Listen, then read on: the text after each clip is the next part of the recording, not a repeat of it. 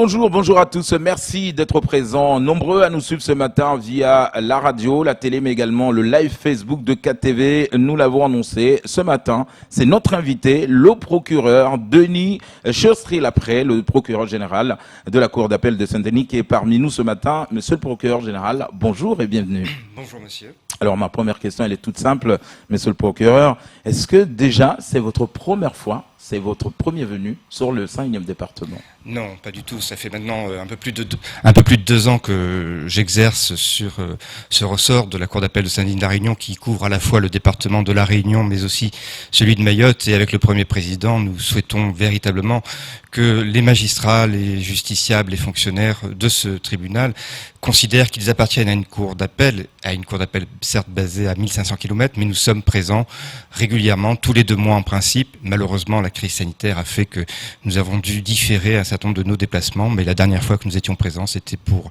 l'audience solennelle de rentrée du tribunal et de la chambre d'appel en février. Avant de passer la parole à Pierre Bellucci, notre rédacteur en chef, une question également toute simple, on vient de le dire, le procureur Miansoni qui fait l'objet d'attaques, est-ce que vous, procureur général, qu'est-ce qu'il faut faire en premier? Un rappel à la loi ou passer par la pédagogie pour expliquer le rôle même d'un procureur de la République? Je pense que c'est l'un et l'autre.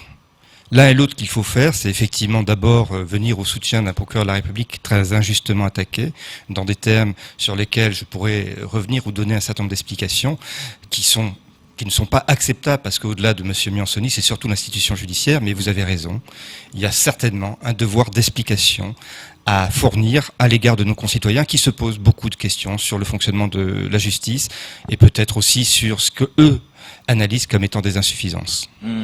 Pierre Bellucci nous a rejoint sur son plateau pour ce temps de parole. Pierre Bellucci, bonjour et bienvenue. Bonjour Camar, monsieur le procureur, bonjour, ravi de vous accueillir sur ce plateau. Merci. Alors la première question d'abord, c'est votre rôle pour le grand public. Vous êtes le supérieur hiérarchique des procureurs de la République de la région, mais pour le grand public, est-ce que vous pouvez préciser à la fois le rôle exact, mais également les pouvoirs dont dispose un procureur général?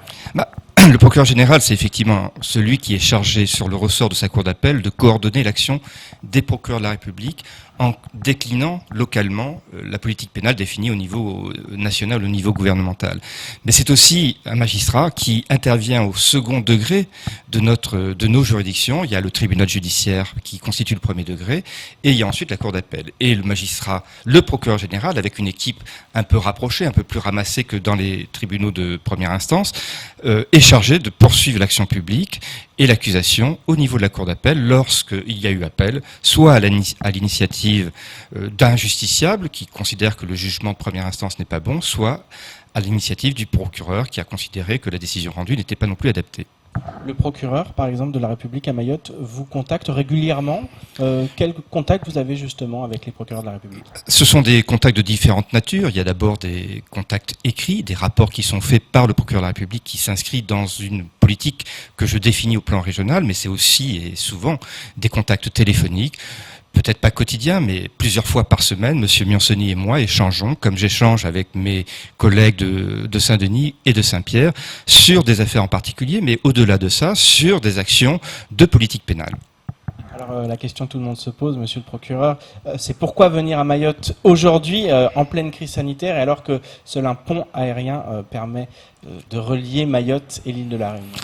Effectivement, cette démarche, elle doit être soulignée comme constituant une manifestation à la fois de soutien du procureur général à l'égard de M. Miansoni, mais aussi d'alerte sur le fait que l'institution judiciaire doit être respectée en ce qu'elle participe des équilibres sociaux. Nous sommes des acteurs de la régulation sociale. Et mettre en cause, comme cela a été fait, et vous l'avez dit l'un et l'autre de façon très violente, un acteur essentiel qui est le procureur de la République, c'est en réalité mettre en cause l'un de ces régulateurs sociaux. Notre collectivité, notre communauté a besoin d'avoir une institution judiciaire qui soit respectée et dont les hommes et les femmes qui la servent soient également respectés. Justement, on revient sur cette polémique autour du procureur de la République. Elle a influencé votre venue, vous venez de l'expliquer. Mais quel regard vous portez un peu plus général sur cette fronde qui est une fronde populaire d'une partie de la population, notamment de collectifs. Et il y a eu, on l'a vu, ces banderoles dans la rue, donc c'est une vraie fronde. Quel regard vous portez depuis la Réunion sur ce qui se passe localement et sur cette défiance envers un procureur de la République? Alors, ça m'interpelle. Ça m'interpelle parce que, évidemment, les magistrats du ministère public, les procureurs généraux, sont toujours très attentifs à la réaction de l'opinion publique et à ses préoccupations. Et évidemment, lorsque l'on évoque un sentiment d'insécurité ou lorsque l'on parle d'une insécurité, cela me concerne et cela concerne tous les procureurs de la République, tous les magistrats du parquet de Mamoudzou comme de La Réunion. Mais par contre, on ne peut pas rendre responsable un homme, quel qu'il soit, de cette réalité-là. La question de l'insécurité, et notamment, et je sais que vous me poserez la question de l'insécurité ou des infractions qui peuvent être commises par des mineurs, n'est pas propre à Mayotte. Et souvent, on vient s'interroger sur l'efficacité de la justice pour les mineurs. Cette question-là, je l'ai rencontrée lorsque j'ai exercé à Lille, dans le nord de la France, à Toulouse, lorsque j'ai exercé à Bordeaux et en différents points. Cette réalité, elle pose simplement le regard que nous avons sur la capacité qu'a l'institution judiciaire d'apporter des réponses visibles. Notre difficulté, c'est que, à l'inverse de ceux qui vont manifester, nous avons peu d'espace public où exprimer notre façon de raisonner. Alors, dans de nombreux pays du monde, la justice est prise pour cible. On le voit avec ce qui se passe aujourd'hui aux États-Unis, dans un contexte différent. À Mayotte, beaucoup reprochent un manque de sévérité envers des individus qui ont parfois eu affaire une dizaine de fois à l'appareil judiciaire. Quel est votre regard sur l'action locale de la justice? Ce que je peux vous dire, c'est qu'encore une fois, cette action de la justice à Mayotte s'inscrit dans les recommandations, dans les orientations qui sont données au niveau régional, mais aussi au niveau national. On reproche souvent aux magistrats d'être insuffisamment sévères. Pourtant, ici, je constate que Majicavo est pleine de détenus et très au-delà de sa capacité initiale. Nous sommes à 330 et quelques détenus aujourd'hui, ou à quelques unités près, ce qui dépasse la capacité d'accueil de cet établissement. Les magistrats, les procureurs, les juges appliquent la loi qui est votée par les parlementaires, les députés et les sénateurs. Qu'est-ce que vient de nous dire la loi la plus récemment votée, s'agissant de l'institution judiciaire, en 2019 ? Elle vient nous dire qu'il ne faut pas prononcer des peines d'emprisonnement qui ne puissent pas être aménagées lorsqu'elles sont inférieures à un certain niveau. En réalité, le constat est fait par tous les scientifiques, par tous les criminologues, par tous les universitaires que croire qu'une peine sévère sera nécessairement plus efficace qu'une peine, entre guillemets, qui mélange sévérité, réponse sociale et accompagnement social et professionnel, est une erreur. La démonstration est faite depuis bien longtemps qu'il faut effectivement sanctionner, mais aussi accompagner. Alors, au regard du taux de récidive, parce que c'est aussi un indicateur important à Mayotte, et des nombreux témoignages de victimes qui assurent avoir recroisé leur agresseur quelques heures seulement après son placement en garde à vue, est-ce que vous comprenez la colère contre la justice, les accusations de laxisme, d'inefficacité, de lenteur de l'appareil judiciaire? Oui, je comprends, ou en tout cas j'entends. Je trouve souvent Vous n'êtes pas d'accord ? le reproche injuste, oui. Nous sommes, encore une fois, je le dis, soumis à des contraintes textuelles. Nous devons respecter la procédure, nous devons respecter les lois. Il y a un grand principe que chacun connaît, celui de la présomption d'innocence. La seule affirmation que telle personne est coupable ne suffit pas au procureur de la République qui est chargé de l'accusation. Il lui faut démontrer cette culpabilité, il lui faut rassembler des preuves.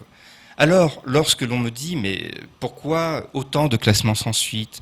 Pourquoi autant de décisions qui vont durer et vont prendre du temps ? Mais tout simplement parce que il nous faut pouvoir, lorsqu'un fait a été commis, identifier la personne à qui ce fait est imputé, mais aussi il faut pouvoir faire une démonstration aux magistrats du siège qui vont juger, les juges, que la personne que l'on poursuit pour tel vol, pour telle dégradation, est effectivement celui qui l'a commis. Et ça suppose quoi ? Ça suppose effectivement des témoignages, des constatations, et que tout ceci ne se fait pas, je dirais, par le coup d'une baguette magique. Ça n'existe pas. Et ce sont, là encore, des procédures compliquées, particulières, et évidemment, chaque personne qui se voit poursuivie a la possibilité d'être assistée par un avocat. Et vous comprenez bien que si vous interrogez les avocats, et si vous fréquentez les tribunaux correctionnels, je ne suis pas sûr qu'à la sortie d'une audience de tribunal correctionnel, les gens disent « c'est une justice laxiste ». J'ai plutôt l'habitude d'entendre que c'est une justice sévère. J'ai plutôt l'habitude d'entendre, ici comme ailleurs, que les procureurs de la République, que les magistrats du ministère public font preuve d'une sévérité qui est jugée parfois excessive. Alors, à Mayotte, on parle également, monsieur le procureur, d'une justice à deux vitesses. J'aimerais qu'on revienne un peu sur ces attaques, ces injures, ces personnes, en tout cas, qui utilisent les réseaux sociaux aujourd'hui pour, proférer ces attaques. Vous, en tant que procureur général, vous l'avez dit, vous n'allez pas laisser faire ça, passer ça à la trappe. Que risquent concrètement ces personnes-là aujourd'hui ? Alors, là encore, je vais agir avec le professionnalisme qui convient. C'est-à-dire que j'ai eu connaissance d'un certain nombre de déclarations. J'ai vu des textes que j'ai lus. Et pour certains d'entre eux, ce que j'ai lu m'apparaissent constituer des infractions pénales qui, pour certaines, sont tout à fait significatives et graves. Il y a, à l'égard du procureur de la République, des injures. Plus grave encore, il y a des injures à caractère raciste. Et, pardon, M. Miansoni sait tout le respect que j'ai pour lui, mais au-delà de ça, il y a, de mon point de vue, dans un certain nombre de textes, en tout cas dans un texte que j'ai vu, ce qu'on appelle dans notre jargon une apologie à la violence. Évoquer la loi du talion et sembler indiquer que la loi du talion est nécessairement plus efficace que la justice qui se pratique ici, comme elle se pratique partout ailleurs en France, est, de mon point de vue, constitutive de cette apologie de la violence, et c'est passible de 5 ans d'emprisonnement et 45 000 € d'amende. Justement, vous venez de parler de la loi du talion. Les affaires de victimes devenues coupables se multiplient ces dernières années à Mayotte. Certains se rangent, et vous venez d'en parler, derrière la loi du talion. Est-ce pour vous un échec de la justice locale ? Oui, un échec, c'est en tout cas un échec de notre société. C'est un échec du crédit qu'on doit avoir pour les institutions républicaines. Mais il n'en demeure pas moins que le recours à une justice privée est un échec absolu, y compris pour ceux qui vont y recourir. Croire que l'on pourra, sur un temps long, réguler les différences sociales, souscrire au même contrat social en pratiquant la justice privée, on va à l'inverse de ce que l'histoire de notre pays a établi. Les Mahorais ont exprimé depuis 1958 et à de très nombreuses reprises leur attachement aux valeurs de la France, à la République française. Et cette République française, elle est assise sur 3 mots emblématiques: liberté, égalité, fraternité. À aucun instant, dans aucun de ces mots, vous n'avez effectivement cette notion de justice privée. Mais justement, est-ce que vous comprenez aussi que certains franchissent le pas parce qu'ils n'en peuvent plus, parce qu'ils ont vraiment ce sentiment que la justice n'est pas en capacité de leur rendre justice quelque part ? Comprendre, c'est sans doute un peu excessif. J'écoute, j'entends. Je ne peux pas accepter qu'il y ait effectivement ce recours-là, parce que ça n'est pas de toute façon efficace. Si une personne se dit être victime d'une infraction, elle dépose plainte. Si une personne a été témoin d'une infraction, elle va porter témoignage. Combien de fois, à La Réunion, comme à Mayotte, comme à Bordeaux, comme à Lille, comme à Toulouse, ai-je constaté que des personnes qui, justement, fustigeaient, critiquaient la justice pour sa lenteur, son inefficacité, lorsqu'elles étaient témoins de quelque chose, refusaient de porter témoignage. Les enquêteurs, qu'ils soient gendarmes ou policiers, n'attendent qu'une chose, c'est d'être effectivement soutenus dans leur action par la population. Et c'est, à l'inverse, la cohésion sociale, la perception qu'on sera efficace si on vient au soutien des instances et des institutions républicaines. Pour continuer sur la question de Pierre, monsieur le procureur, on reçoit pas mal de syndicats, des polices, de gendarmes ici, même qui nous disent, des fois aussi, ils sont un peu dépassés, parce que ces troubles faits, mais sont des fois identifiés, sont connus aujourd'hui des services de police. Et des fois, quand ils voient qu'ils font le travail, ils font les enquêtes, ils mènent les enquêtes, ils amènent à la justice ces jeunes, par exemple, le lendemain, ils les revoient. Ils sont obligés d'aller les interpeller, refaire la même chose. Et vous comprenez un peu ce sentiment de... Mais j'entends ça. Et ce que vous me dites correspond à des choses que j'ai déjà entendues sur d'autres ressorts géographiques. Mais encore une fois, je le redis, les magistrats appliquent la loi. Est-ce que nos concitoyens savent que en France, un mineur de moins de 13 ans ne peut pas aller en prison en matière de détention provisoire? Est-ce que nos concitoyens savent qu'en deçà de 16 ans, la possibilité de recourir à la détention provisoire reste très limitée? Et est-ce que ce sont les magistrats qui ont décidé cela? Non. Encore une fois, c'est la loi qui le dit. Et cette loi, et je crois que monsieur le rédacteur en chef voulait qu'on en parle, mais cette loi va bientôt être réformée par la mise en œuvre d'ordonnances, mais qui rappelle la primauté de l'éducatif sur le répressif s'agissant des mineurs, et qui va effectivement modifier la procédure pour la rendre plus efficace, plus rapide, mais pour autant, les principes selon lesquels le recours à la détention restera l'exception est encore rappelé. Alors justement, vous venez de l'évoquer, la transition est toute faite. Depuis des années, des voix s'élèvent contre cette ordonnance du 2 février 1945 qui est relative à l'enfance délinquante et qui instaure ce principe d'atténuation de la responsabilité des mineurs. Au 1er octobre 2020, cette ordonnance devrait être remplacée par le Code de la justice pénale des mineurs. Avant cela, un débat parlementaire est attendu. Il a été retardé, on va dire, avec cette crise sanitaire. Il y a des modifications qui peuvent être encore apportées. En tant que procureur général, est-ce que vous êtes favorable à l'intégration de spécificités pour Mayotte? C'est une question tout à fait complexe que vous posez. Je connais bien moins Mayotte que vous ne la connaissez. Je sais simplement que son histoire est une histoire qui est faite de rupture, d'adhésion à la France, mais de rupture avec les Comores, et que la question du rattachement de Mayotte au territoire de notre République, à notre République, reste contestée dans d'autres endroits. Et la question, effectivement, qui se pose pour permettre d'apporter une réponse efficace à ce phénomène de l'immigration clandestine, mais à ce phénomène aussi de la situation des mineurs, qui peuvent être des mineurs isolés, passe, je pense, plus par l'investissement dans les mesures économiques de soutien peut-être aux Comores, mais aussi de la prise en charge éducative de ces mineurs. Nous avons, et je me suis déplacé ici à plusieurs reprises sur cette seule thématique de la justice des mineurs, il y a un vrai besoin. Bien sûr qu'il faut entendre le besoin de singularité pour Mayotte, mais tout ce qui a été entrepris depuis 1958, et encore plus depuis que Mayotte est devenu département, va vers le sens de l'uniformisation des dispositifs de Mayotte par rapport aux dispositifs nationaux.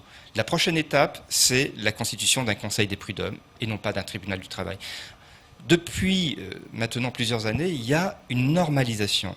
Et je crois qu'elle est nécessaire si on veut que Mayotte puisse bénéficier de l'ensemble des moyens dont dispose le reste des institutions sur le reste du territoire national.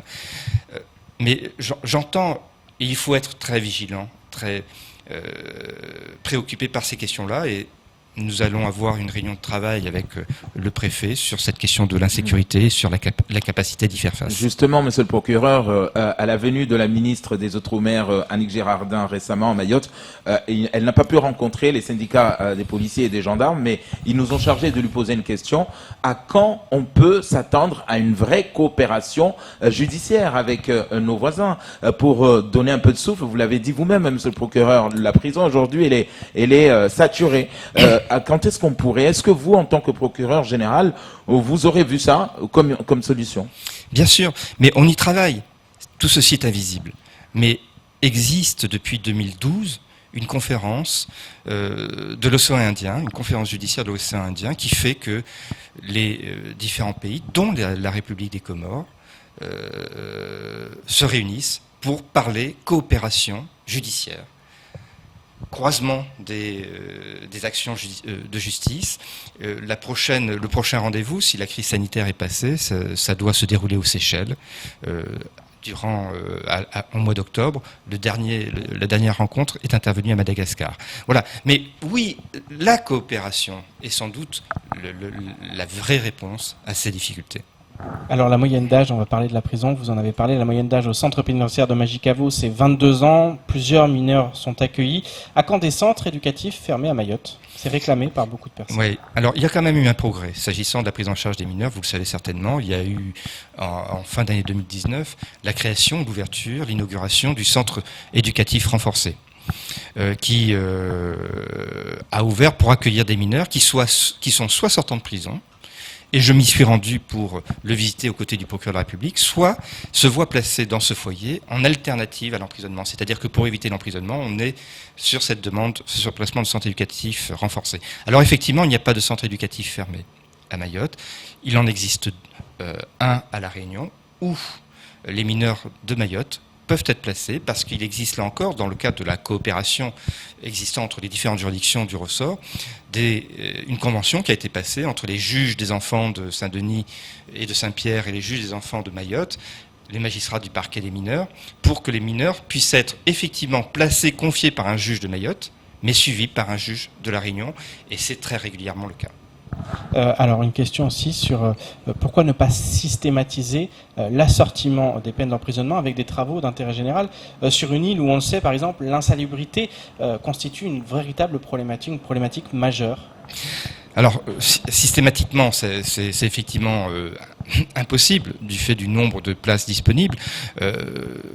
Il y a les collectivités territoriales, en tout cas certaines d'entre elles, malheureusement pas toutes, offrent des postes de travail d'intérêt général. Une dernière initiative doit être soulignée, prise par le commissariat de police ici, qui accueille des policiers, accueille des tigistes, des jeunes ou des personnes qui ont été condamnées des peines de travail d'intérêt général et sont pris en charge par des fonctionnaires de police. Ça montre, je dirais, que nous sommes effectivement en face d'une réponse tout à fait pertinente et intelligente. Une question rapidement sur les conditions d'incarcération en Mayotte. Alors bien sûr, ça constitue une sévère privation de liberté, mais pour un certain nombre de prisonniers, elle constitue également l'assurance de manger, d'avoir un toit, de se laver, de participer à des activités auxquelles ils n'ont pas forcément accès en dehors de cette prison. Et certains prisonniers assurent vivre de façon plus confortable à Majicavo qu'à l'extérieur. Qu'est-ce que cela vous inspire ? Cela souligne sans doute une détresse sociale immense en dehors des murs de la prison. Ce que vous me dites, je l'ai entendu à chaque fois que je me suis rendu à Majicavo. C'est quelque chose qui effectivement doit nous interpeller. Pour autant, pour avoir visité Majicavo, je peux vous assurer qu'on est très très loin d'un hôtel, même pas une étoile, parce que effectivement, même si évidemment les conditions sanitaires sont tout à fait respectées, même si le personnel pénitentiaire fait un travail formidable aux côtés ou avec les détenus, on reste, comme vous l'avez rappelé, sur une privation de liberté et on reste sur des cellules qui sont occupées par plusieurs personnes. Une dernière question avant que Camar ait quelques questions des auditeurs. Un mot des moyens alloués à la justice, ils ont augmenté ces dernières années significativement, mais sont-ils véritablement suffisants au regard des chiffres de la délinquance ? L'institution judiciaire a beaucoup de besoins, si je puis dire. Souvent, on prend une expression chez nous, dans notre jargon, on dit que la justice n'a pas de prix, mais elle a un coût. Et c'est vrai que, malheureusement, les chiffres européens démontrent que la part du budget français consacré à la justice est très en deçà de ce que d'autres pays équivalents aux nôtres consacrent. Ce qui signifie que oui, on a des besoins, que ce soit en termes de greffe, parfois de magistrats, mais moins de magistrats, mais de besoins de travailleurs sociaux, de mesures en capacité d'accompagner, de financement qui pourront accompagner des réformes ou des initiatives prises localement. Trois questions, monsieur le procureur, rapidement des auditeurs avant de finir ce temps de parole. Avant l'arrivée de cette crise sanitaire, tous les avocats de France étaient en grève par rapport à cette réforme de retraite et parce qu'on allait toucher à leur caisse de retraite, on va dire autonome. Aujourd'hui, est-ce que vous les avez soutenus, vous en tant que procureur général ? Je dis toujours la vérité. Donc non. C'est pas mon rôle.